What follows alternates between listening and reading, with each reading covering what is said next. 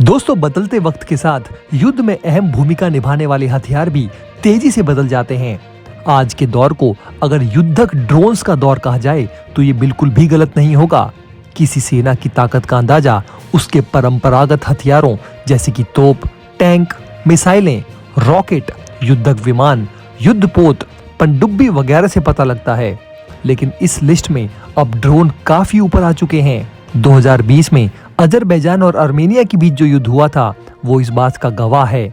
तब अजरबैजान ने तुर्की में बने बायर कटार TB2 ड्रोन के दम पर अपने से कहीं ज्यादा ताकतवर आर्मेनियाई सेना को धूल चटा दी थी। आर्मेनिया के पास आज के दौर के ज्यादातर हथियार थे, जैसे कि बड़ी सेना, रूस के T-72 टैंक, मिसाइलें, रॉकेट, बख्तरबंद गाड़ियां और खतरनाक मिसाइलें। लेकिन नहीं था तो ड्रोन और एंटी ड्रोन सिस्टम जिससे कि तुर्की के बायर कटार ड्रोन को ध्वस्त किया जा सके। अब तुर्की के उसी बायर कटार TB2 ड्रोन को बांग्लादेश ने भारत की सीमा पर तैनात कर दिया है। ऐसे वक्त में जब भारत और बांग्लादेश दोनों देशों के रिश्ते अब तक के सबसे ज्यादा तनाव वाले दौर से गुजर रहे हैं। एक साल पहले पाकिस्तान ने भी इसी ड्रोन को भारत के साथ सीमा पर तैनात किया था। मालदीव से भी भारत की खटपट चल रही है और मालदीव्स ने भी इसे खरीद रखा है।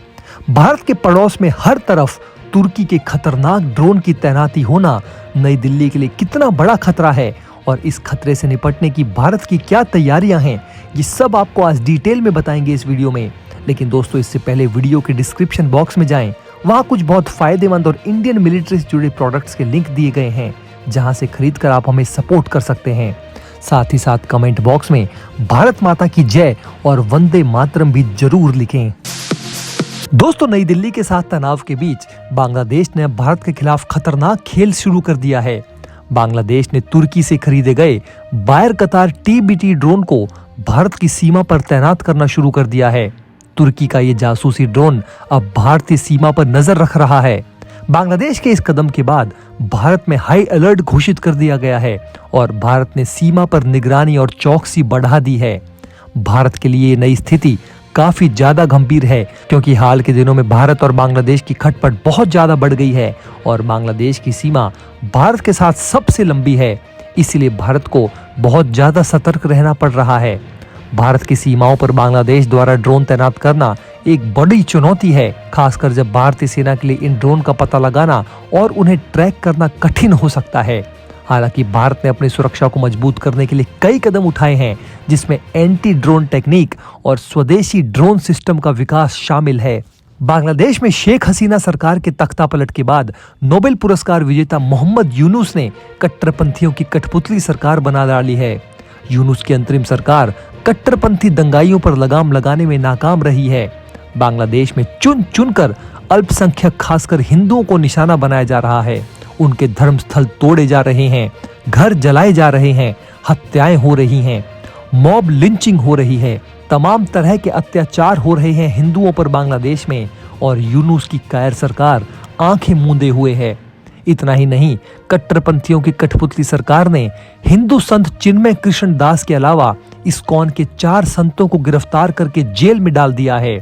बांग्लादेश की सरकार के मिनिस्टर्स भारत के खिलाफ जहरीली जुबान का इस्तेमाल कर रहे हैं। दोनों देशों के बीच रिश्ते बहुत ही खराब दौर से गुजर रहे हैं। भारत के साथ तनावपूर्ण संबंधों के बीच बांग्लादेश का सीमा पर बायर कटार ड्रोन तैनात करना भारत के लिए एक बहुत बड़ी चिंता की बात है। बायर कटार ड्रोन दुनिया का सबसे खतरनाक ड्रोनों में से एक है। इस ड्रोन को तुर्की में बनाया गया है।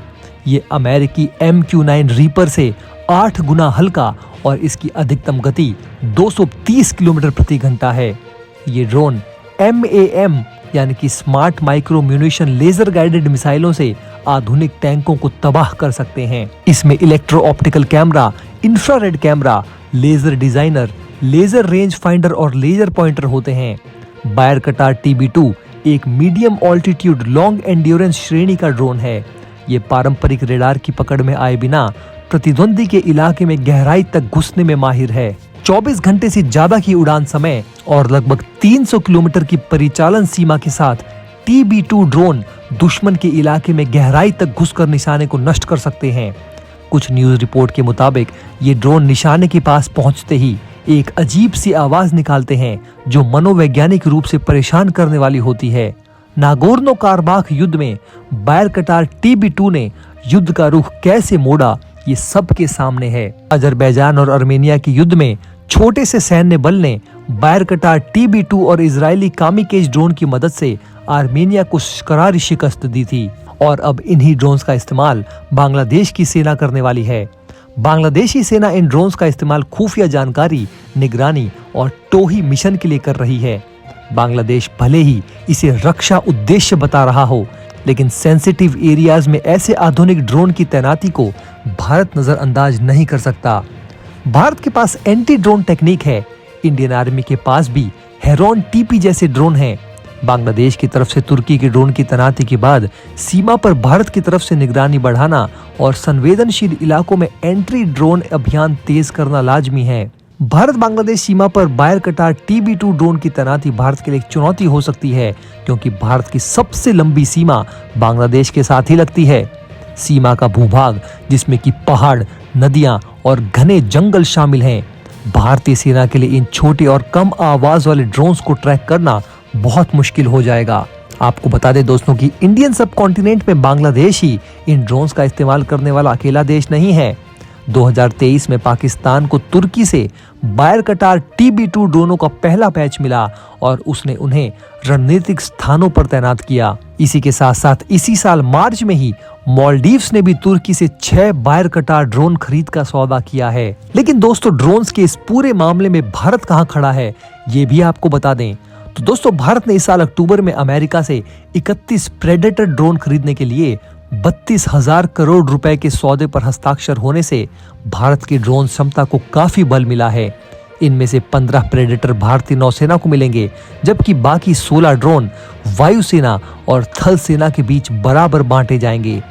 AGM-114R हेलफायर मिसाइल और लेजर गाइडेड स्मॉल डायमीटर बम, इन जैसे उन्नत हथियारों से लैस प्रेडेटर ड्रोन भारतीय सेना के लिए ताकत बढ़ाने वाले साबित होंगे। साथ ही साथ भारतीय सेना ने हाल ही में इजराइल से 4 हेरॉन मार्क II ड्रोन शामिल किए हैं।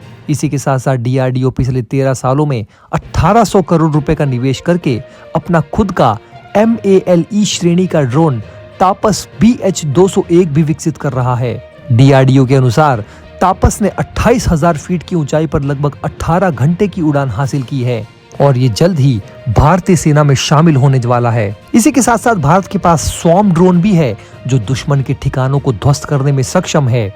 2021 में सेना दिवस परेड के दौरान भारतीय सेना ने स्वॉर्म ड्रोन के इस्तेमाल से दुश्मन के तोपखाने को नष्ट करने की क्षमता का भी प्रदर्शन किया। इसी के साथ साथ दोस्तों, इसी साल मार्च में भारत ने ड्रोन डिटेक्शन सिस्टम को शामिल करके महत्वपूर्ण एंटी ड्रोन तकनीक भी हासिल की है। लेजर टेक्निक का उपयोग करके ड्रोन को मार गिराने और उसे जाम करने की क्षमता के साथ साथ IDD एंड IS काफी अहम है। ये 7 से 8 किलोमीटर की रेंज में ड्रोन को डिटेक्ट कर सकता है और निशाना बना सकता है। तो दोस्तों, ये सारी बातें पता लगाकर हम ये कह सकते हैं कि भारत की तैयारी भी ड्रोन्स के अगेंस्ट बिल्कुल पुख्ता है। दोस्तों, अगर आप हमारे काम को पसंद करते हैं और हमारी खबरें आपको पसंद आती है तो हमारे इस चैनल को सब्सक्राइब किए बिना बिल्कुल भी मत जाइएगा। हमारे इस उभरते हुए चैनल को सपोर्ट कीजिए और आपका एक एक सब्सक्राइब हमारे लिए बहुत मायने रखता है।